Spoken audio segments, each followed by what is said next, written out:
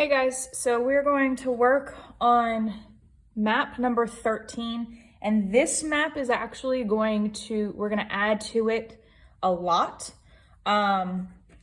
So we're going to start with water. So we're going to start in the gray areas. All right, we're going to highlight just a little bit in little areas, just so that we can differentiate between land and water. We're not going to label all of these, but these are definitely the ones that you should know or should learn. Okay, I'm going to label some of them because, like I said, we're going to start adding to them. All right, to the left, remember this is the continent of Africa.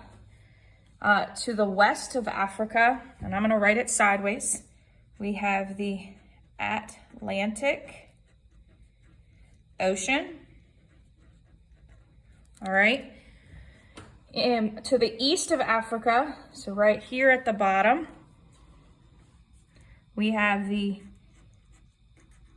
Indian Ocean, which should remind us that this right here is India. All the way to the east, because here's China, we have the Pacific, and it's going to go off my map a little bit, Ocean. All right, so remember I'm working with map number 13, and we're going to keep adding to this map.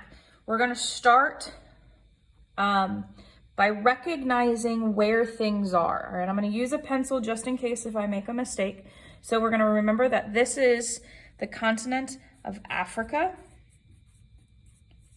Okay, we are going to label this as China. Now, how can you remember that? There is actually a really cool way, and I'm going to show you with my pencil.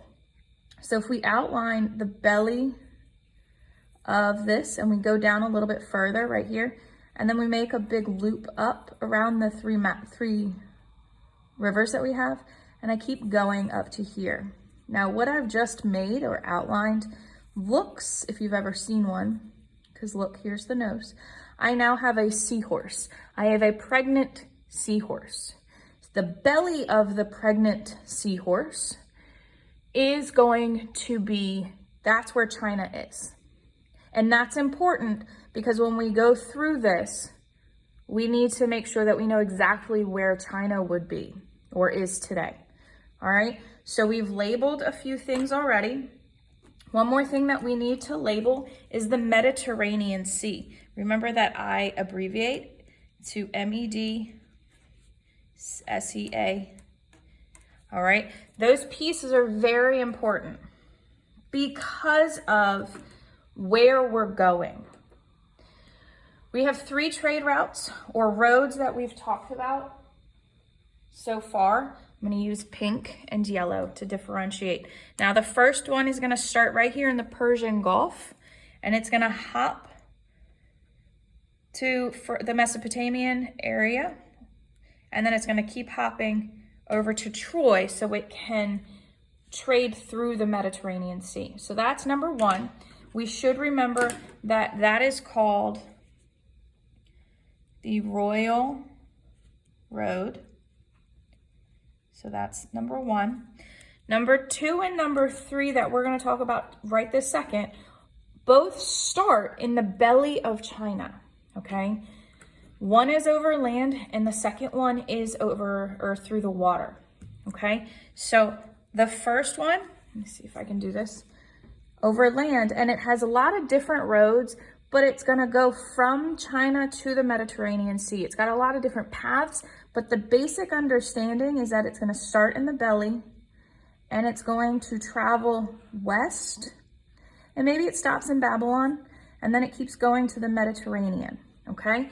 That is called the Silk Road. Now the primary thing that they're going to trade is silk, but it's definitely not going to be the only thing. There's going to be paper, there's going to be gunpowder, there's going to be compasses, And the list goes on and on. Porcelain's a big one. Those toilets, they came from China first. The second one that starts in China, that's going to go through the water. Again, it's still gonna start here in China, but now it's gonna go south and west over the water, and it's gonna stop in India, and then it's gonna continue on up, okay?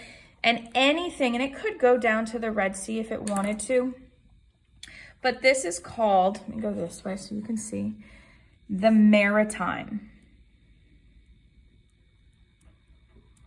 trade. So this is all about water, okay? So those are our first three. We're gonna add 2 more to it as the semester progresses. So keep this around.